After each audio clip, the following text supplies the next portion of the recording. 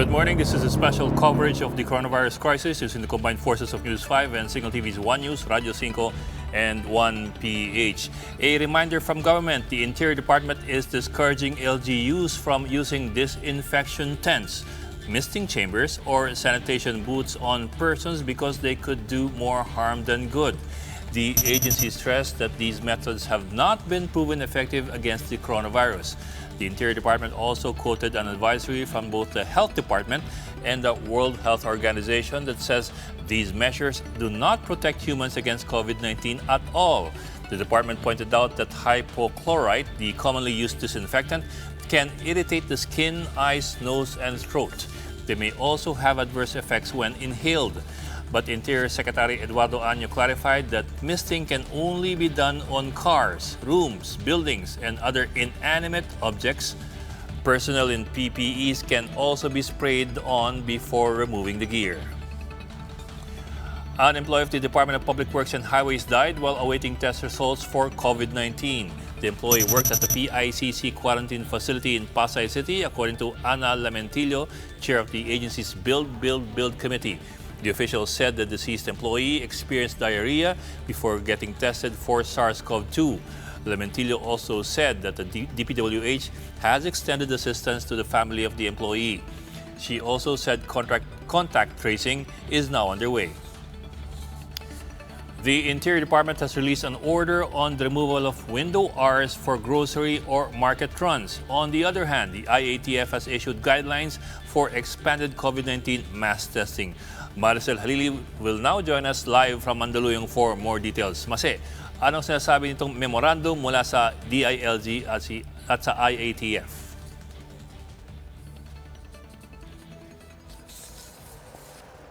Tama ka, Bok. Naglabas nga ng advisory ang DILG na nagdi-discourage sa mga local government units para magpapatupad ng window hours sa mga grocery, wet markets at saka iba pang mga importanteng establishment para maiwasan daw yung kumpulan ng mga tao. Kasabay nito, naglabas din ng panuntunan ang Interagency Task Force para naman sa pagpapatupad noong expanded mass testing.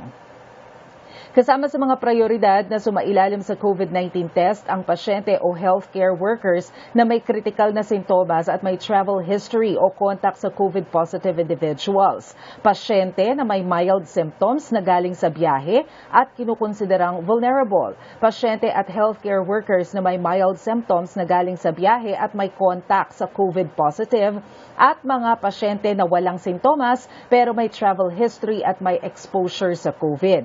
Dahil sa limitadong test kits, inutusan ng IATF ang lahat ng subnational laboratories na ilaan sa ang 20 hanggang 30% ng kanilang daily testing capacity sa mga health workers, habang ang natitirang 70% naman ang ilalaan sa mga pasyente. Sa ngayon, ikinukonsidera ang paggamit ng rapid antibody-based test kits sa mga asymptomatic patients o yung mga persons under monitoring. Hindi pa rin inirerekomenda ang paggamit sa kanila ng RT-PCR. Tanging mga rapid antibody-based test kits lamang na approved ng FDA at na-validate ng RITM or DOST ang pwedeng gamitin. Lahat ng healthcare workers na may sintomas ay dapat i-isolate at i-test gamit ang RT-PCR. Lahat naman ng healthcare workers na walang sintomas pero may exposure ay dapat pa rin i-test gamit ang RT-PCR. Pero kung wala nito, pwede silang i-test gamit ang antibody-based test every 14 days.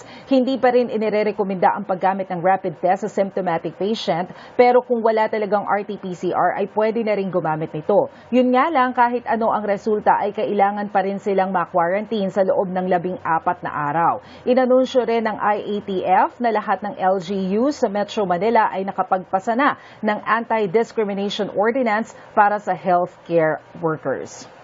Bok, nilinaw din ng IATF at ng DILG particularly yung kumakalat na audio clip ng isang babae na nagsasabi na magpapatupad ng lockdown either today or tomorrow. Ito raw ay malinaw na fake news dahil wala pa namang ibinibigay na kautusan ang Pangulong Duterte tungkol dito. Sa katunayan, kasalukuyan ngang nagkakaroon ng pulong ngayon ng mga miyembro ng Interagency Task Force para bumuo ng rekomendasyon kung ano yung mangyayari doon sa April 30 o yung sinasabi natin na April 30 post scenario.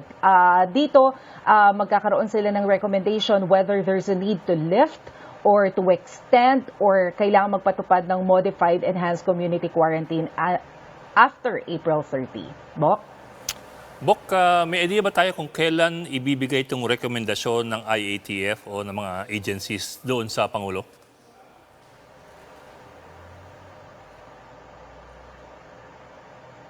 Bok ang sinasabi ng IATF as soon as possible dahil kailangang makabuo sila o ang Pangulong Duterte ng decision within the week kung ano yung magiging scenario natin after April 30, whether to lift, extend, or modified ang implementation ng ECQ. So we expect a recommendation within this week. Kasi Thursday next week na bale yung April 30 eh.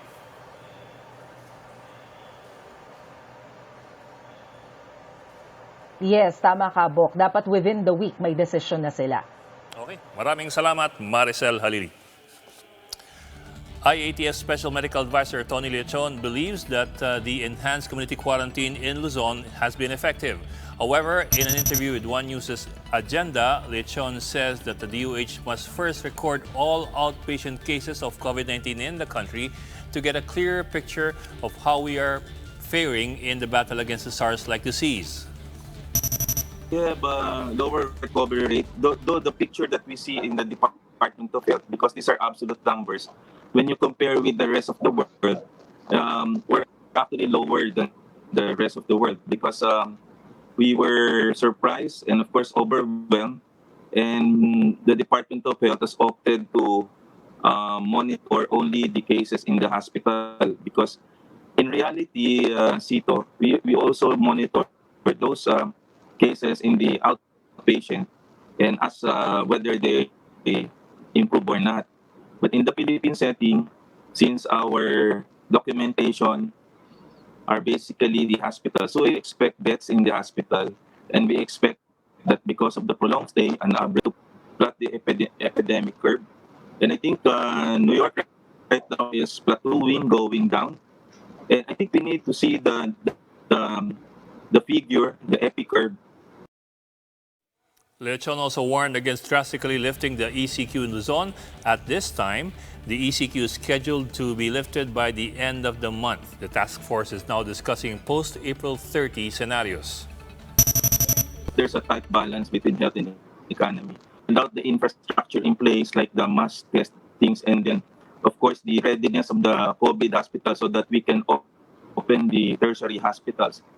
This might actually cause problems in the ready pa, and basically because of the clamor of the business community, it might be detrimental to do that. So the best approach would be perhaps Luzon, I discussed with Secretary Galvez, will be on ECQ with phase down, and then essential workers, and then PCR will be still ECQ up to the May 15. And then localize with cities in the national capital region.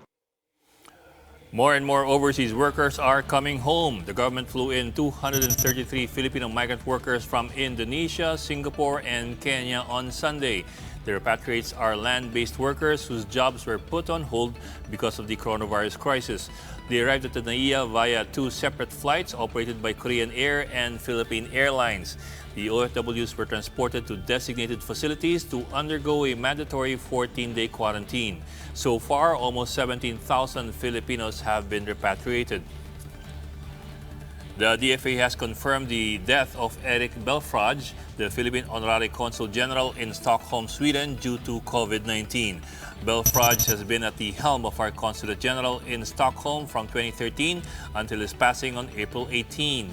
The DFA says the former diplomat helped expand relations between the Philippines and Sweden, highlighted by both countries' decision to reopen their respective embassies in Manila and in Stockholm. Residents in one barangay in Quezon City are up in arms after finding out on Facebook that their community is being placed in total lockdown. To give us the latest updates, we have Ria Fernandez live from Barangay Bahay Toro in Quezon City. Ria, total lockdown na nga ba talaga dyan? Bok, maraming tanong ang mga taga-Barangay Bahay Toro dito sa Quezon City matapos maglabas ng assigned total lockdown notice ang barangay officials nila sa Facebook kagabi. Batay sa notice, epektibo simula ngayong araw, April 20, ang mas mahigpit na pagpapatupad ng extreme enhanced community quarantine.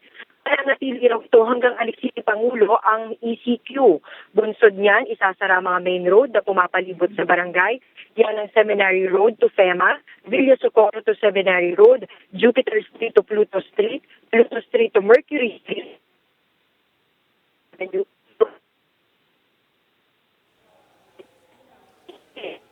para makadagdagan ito.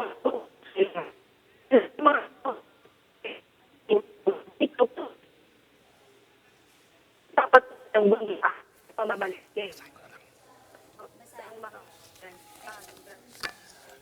And that's the latest on the enhanced and expanded community quarantine in Luzon. We apologize for the technical glitch. Now, for more updates, follow News 5, the Philippine Star, and Business World Online. I'm Ed Lingao. We are One News.